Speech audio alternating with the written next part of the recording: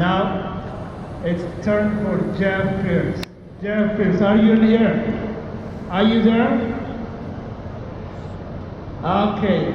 Jeff Pearce is a longtime friend of Amhara people. So we invite Jeff Pearce to say a few words. What do you think?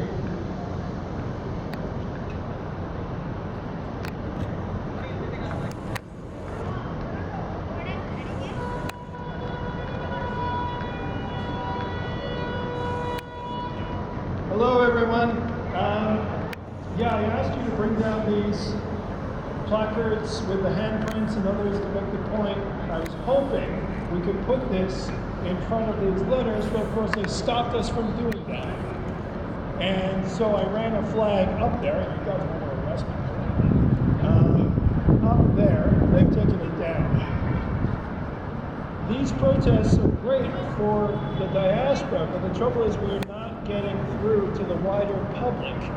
That is the problem. That's why I don't go to these things anymore, because I'm still with you in spirit in terms of the cause, but look where you are. You're completely cut off from the rest of the city. They can't see you.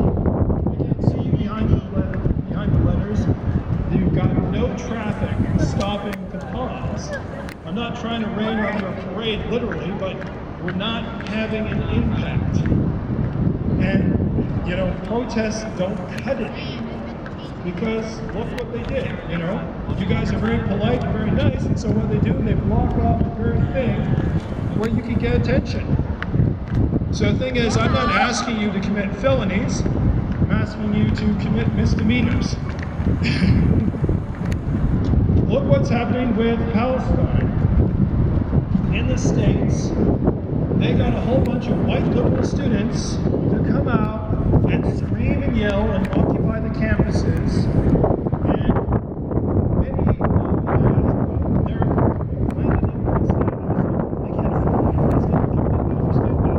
But the thing is, we're not getting allies. How many white people are here in this crowd? These are me. Yeah, that's not good. That means that you're just talking to each other. And this is an impressive turnout. I'm glad to be part of it. I'm glad we had this much. But until we break through, you know, it's a nice day. But what have you achieved? The protest is not the end goal. Attention is the end goal. Getting the word out is the end goal. Putting pressure on politicians is the end goal. There's no meeting taking place today at City Hall. So it's a nice space, but you got no one to talk to. So what have you achieved? Well, you know, it's nice that you're here. It's nice that we got support of the diaspora community. But what you should be getting is get in their face where the people are. Go down to the U of T campus, arrange a permit there if you can get. Congratulations. Go talk to the students there in the same way that they had an encampment right in the middle of the campus. You remember this, and then the cops moved it out. But they got free publicity for months for their cause. Whether you believe it or not, they had tents and they had news crews coming down all the time. Did anybody call the news today? You tried. Are they here? Exactly. They don't care. Yeah, they've never been. Yeah, even during the war, we would go marching over by CBC building, right outside CBC building, and they completely ignored us. And then we march off to like the U.S. consulate. Yeah, nobody would be there. The problem is that you've got to find new tactics, new methods to get through. I'm not saying this just to you guys here locally. I'm saying this to Seattle. I'm saying this to London, England. I'm in contact with the Birmingham and London diaspora activists there saying you got to do better. Like if you have to chain yourself to the gate of the British Museum, because everybody goes to the British Museum. They want to do it at the consulate. Who the hell goes to the consulate? Nobody's going to see you there. But every tourist goes to the British Museum. Okay, where do people go here? Go there. Make life inconvenient. or at the very least politely get in people's faces and talk to them. Go to the campus. You got a perfectly good campus over there, metropolitan campus. Students are in and out. Go get people who are like 22, 23, your sons, your nephews, your nieces. Go start activating and start getting people active there. Because look at this. What's the average age of our crowd here? How many people here are under 30? Raise your hands. Yeah, right. Seriously, how many of you are under 30? See? Okay, what does that tell you? How many people are under 25? What does that tell you? And you should care if you're under 25 about the homeland back there. I care. If you follow me on X, Dr. Willette Lemma's house just got destroyed. That's a piece of the heritage that you want for your children to be able to visit. They want to make it into a museum. It's not there anymore. It's rubble. How many people under 40 are here? Raise your hands. Again, nobody's raising their hands. Nobody wants to tell me their age. But what does that tell you? That tells you that I'm 61 years old. I'm not going to be here much longer. I got maybe 20 more years. You know? This fight shouldn't just be done by people who are older. It should be done by teenagers, by 20-year-olds in university, by 30-year-olds in business, by 40-year-olds. And yes, I'm sure all of you span that, but now we've got to work harder to finally break through and make the rest of the world care. Because it can't just be all of you. Because I can count on my hands, just 2 hands, the number of white people and Western people who were with you during the war. You know how many people I can think of who were with you over Amhara Genocide who were white and Western?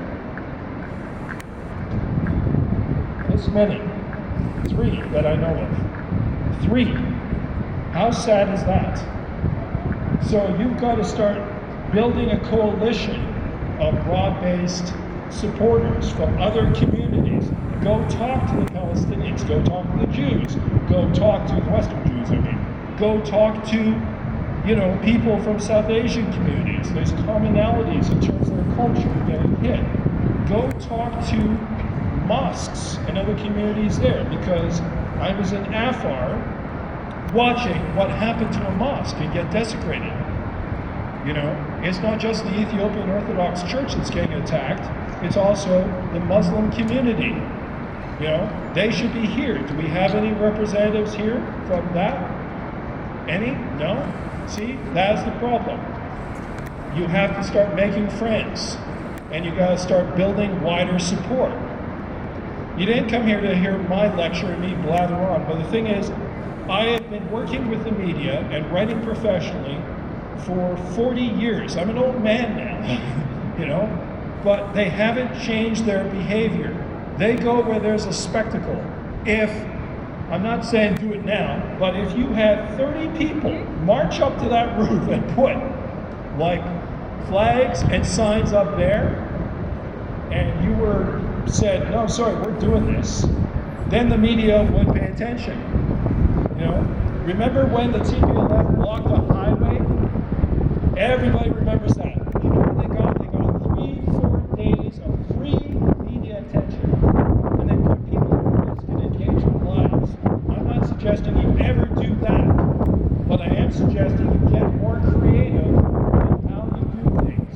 Because you got the signs, you got the flags, you got a nice turnout, but you're breaking through. So we got to break through because people are dying. And I know that people get deported. And you see the articles that write, you know that yes, Gakela is over there in Norway, she could be deported. We got people here who fled from the TPLF, and they're in the ranks now, and they fought for you, and that's why they're here. They helped me, and they're here. I won't say their names, because I don't want them to get into trouble, but the thing is, they fought for you. Now's our time to fight for them. Thank you very much for listening to me, and thank you for your patience.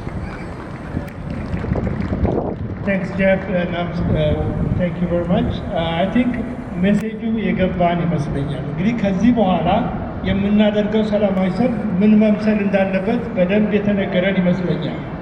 የምናደርገው ሰላማዊ ሰልፍ እንደዚህ አሁን እንደምናደርገው እንዲህ ተደብቀን ወይ እንደዚህ ሆነን ሳይሆን በማፈር በመሽኮርመም ሳይሆን ቁርጥ ያለ ውሳኔ ሌላ ኢምፓክት የሚያመጣ የሚሆን መሆን አለበት። ምናልባት መንገድ መዝጋት ሊሆን ይችላል ወይ ዩኒቨርሲቲዎች አካባቢ መሄድ ሆኖ ማድረግ ይቻላል። ሌላም ነገር እንዳለው ክሬቲቭ ሆነን ኢምፓክት ሊያመጣ በሚችል መልኩ የምናደርገው ሰላማዊ ሰልፍ ስለሚችል ለዛ ሁላችሁም ተዘጋጁ። እናደርገዋለን እንችላለን። ስለዚህ እንግዲህ በዚህ መንገድ ተሰባስበን ሌላ ጊዜ በሌላ ቦታ ኢምፓክት በሚያመጣ መልኩ ሰላማዊ ሰልፍ ለማድረግ ዝግጁ ነን። የእናንተን ተባባሪነት እንጠይቃለን። ከዚህ በመቀጠል ደግሞ